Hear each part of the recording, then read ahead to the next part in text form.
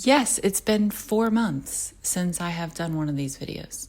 Welcome to wrap up, a 3-month wrap up. So first up, we have My Dark Prince. It is the third in the Dark Prince Road trilogy. I don't know if it's going to be a trilogy. It may have more, but it's a duo. It's LJ Shannon Parker as Huntington. I was really looking forward to this book. It took me forever to get through. It is a long book. So if you have liked either of their writings in the past, I think that you'll really enjoy this book. However, just know it's a doozy. It's a long one. I think that that's what happens a lot of times when you have dual authors. They just bring so much to the table that it's hard to cut out stuff. The story was really good, and I still remember it quite well, but it did take me a while. I had a lot going on at that time in my life, though. We had just gotten back from, moving abroad, back to the United States, and I had a lot. I had a lot of stuff. So a lot on my mind. I think it just took me longer to get through it. I don't know. That's really all I can say is that it's enemies to lovers. It follows, let's see, who was it? It's Oliver and Briar, and it does have an amnesia trope. Can we call that a trope? She gets amnesia, not the whole time, but obviously he pretends to be her boyfriend. It's a whole thing. Really enjoyed that aspect of it, but yeah. Now, I will say, I did not enjoy it though as much as the second book in the series. That is still one of my top reads, if not the top read of 2024. Absolutely loved that one. Just know, took me a little bit longer to get through. Still enjoyable, just not as number 2 in the series. Next is a 5-star read for me. This is sitting behind me. Let me grab it. Never Been Shipped. Which, can we just talk about the fact that I didn't actually know what shipped meant? My daughters had to tell me what shipping people together meant, if you ship them. Yeah, I live in a hole apparently because I had no idea. But this book was an arc that I got months in advance of the actual release date. The release was in June, and wait, that's this month. Oh my gosh. And I read it 3 months ago. Still think about it. Absolutely loved it. I think in my initial was telling you guys about it was on my TBR. I'd actually already started it. Definitely has Scott Pilgrim vibes. If you love Scott Pilgrim, read this book. It is so cool. John and Micah used to be in a band together. They were very popular, and then it fell apart. Basically, Micah has been kind of in, not hiding, but she has not been in the public eye for years now, and they have been asked to go on a reunion tour on this boat, on a cruise, and they all said yes to it. The band, they're getting the band back together for one performance on this thing, because they actually, to give you more context, they got popular on a TV show when they were, younger. So read it. It's excellent. Character development is superb, and really, really enjoyed this book. So 5-star. The next book is A Rebel Without Claws. It is the first in the Southern Charm series by one of my favorite authors, Juliet Cross. This followed basically the children of the first series that's about werewolves and vampires and witches. And this is their kids. I really enjoyed it. Gave it a 4-star. As I'm sitting here thinking about it, I did remember a lot about the book, but I didn't I don't know. I think this is kind of how her last series was. There were a few books that I was just kind of meh, but overall the series was amazing. So I'm really excited to read book 2. She has this way of writing the conflict, that the conflict is never between the characters. The conflict is this third entity in the book. It is something that they have to overcome together, or it is brought upon them that then they have to find each other. It's never about the characters not communicating or not being one together. So I love that about her books. I love that about her writing style. And so if you enjoy characters that, you know, don't have a conflict between each other, I think you'd really like her series, the first series especially, but then this one, I think it's going to follow that same sort of pattern. The next one is 9 Month Contract. I actually listened to the audio on this one. Amy Dawes, I had never read anything by her before. She's actually another author that is on my friend's romance readers cruise that she hosts every year. I actually forgot to say Alicia Thompson is another author that is also on the cruise.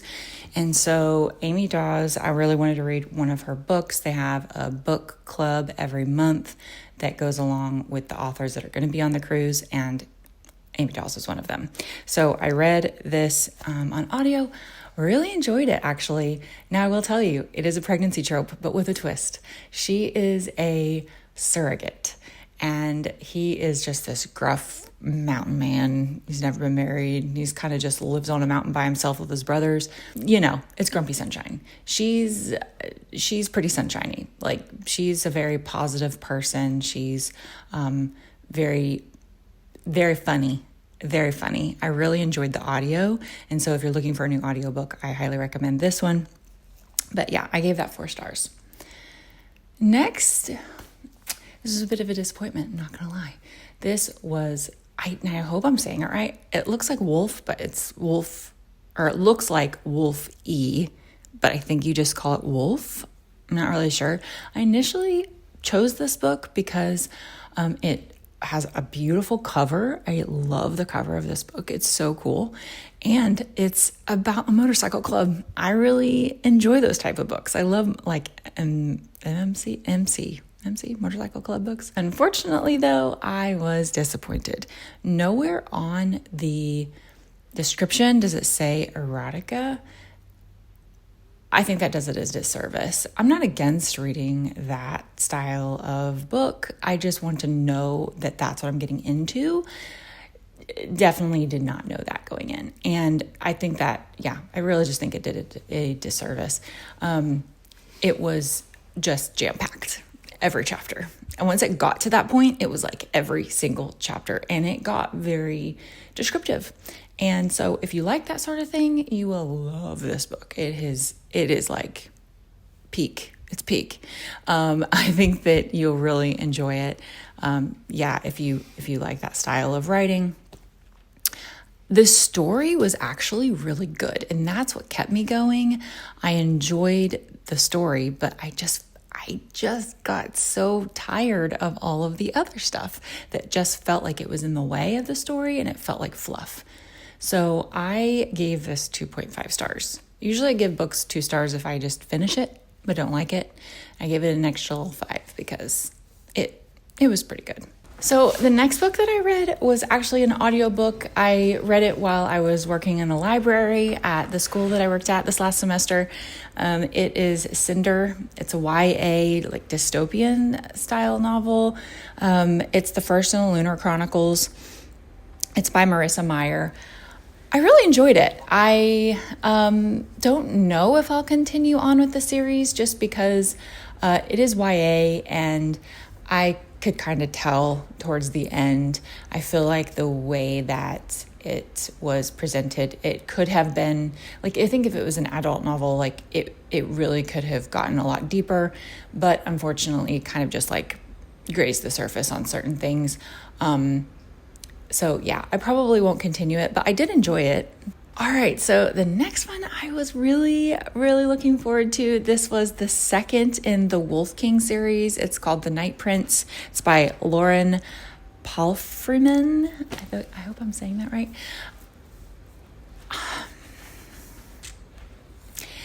I don't even know. Oh, I gave it 4 stars. I was really, really looking forward to this one because the main character that it follows actually still the 3 same people, but this was sort of the story of the other guy. And because in the first one, there's like 2 guys, like 2 werewolves and then one girl. And it's not like a why choose or anything, but it just kind of like led you to believe that maybe something would happen between her and this other guy instead. And yeah, I don't know. I felt like it just repeated itself so much. And I got very, very frustrated and slightly bored, to be honest. It just kept repeating. And even though it wasn't repeating exactly, it just, I don't know. I got through it, but it took me a very, very long time. Like, I think a month to read through this book. And that wasn't with the first one. The first one I read pretty quickly. So there is a third one. I will read it just so I can find out what happens. But yeah, I gave it 4-star. Honestly, it probably should be 3.5, but okay. Next, we have 2 left. This one, I actually listened to the audio on this, which I recommend because the narrator was really good. But it's Fangirl Down by Tessa Bailey. It is the first in the Big Shot series. This was pretty spicy. So if you like spice, this is your book. It was a really cute story, though. It was about a pro golfer. That's kind of, I wouldn't say like Happy Gilmore style, but like he definitely is like grumpy and just like kind of a rebel within the golf world. Just not your typical golfer, right? Like golfers are typically very like gentlemanly, and he's just not that. He's very brazen and out there. And he has, come upon this like just slump, like he's not doing well at all, but she is his biggest fan, and she is always at his tournaments, and she is always there with signs. She is literally a ride or die. And so that is kind of how they get connected. And then she's actually really good at golf as well. So he asked her to be his caddy, and I can't remember why, but it doesn't matter. It's really a cute story. Now, I have read a few reviews saying that golf is not sexy and they did not need a golf romance, but I beg to differ. I actually really, really enjoyed that aspect of it. I don't know a lot about golf, and so it was fun to kind of just be in that world and see like just kind of how things are a little bit. I wasn't too involved with that aspect, but it was still fun. And I gave it 4.5 stars. But yeah, do know it's spice. There's spice. I think it's spicy. Maybe not for others, but not like to the other level of Wolf.e, but it's spicy. Last but not least, it is Wildest Dreams, Forbidden Love #2. And this is another one by LJ Shen. She's really one of my favorite authors. I absolutely love her writing. I think she just writes these alpha hero types like so well. I don't know. Her male characters are always just so good. Anyway, I actually didn't love this book. I enjoyed the first one. I don't actually remember a lot about it, and so it was hard for me to get into this one quickly because I couldn't really remember a lot about the previous characters, and these are people that were in the first book that you knew of. And so it kind of took me some time to like figure that out and like remember who they were and what their backstory was. Once I got that part, kind of connected the dots, it got better. So yeah, I would definitely recommend reading the first one before you dive into the second. This was also a pretty long book though, and it just felt like it took me forever to get through. It's a fake dating trope, and I usually really enjoy fake dating tropes. This one, yeah, I mean, it was kind of typical, but at the same time, there were some differences because she has kind of a psycho ex, and there's some aspects of that kind of play a role in the whole story. And I did enjoy it, but just, I don't know. I rated it 3.75. Don't remember why. So if that tells you anything, I think that if you love LJ Shen's writing, you should definitely read this book because it's not a bad book. It just wasn't like as good. And I think that also might be it, is that I am like, when I read one of her books, I am grading it against her other books that I love so much. So Maybe if it was not an LJ Shin book, it was just I probably would have given it 4 stars. So if that makes sense. Anyway, I think that's it. That is all. And my camera died. So that is the end of this very long needed 3-month wrap up. Hope you enjoyed it, and I will see you in the next video.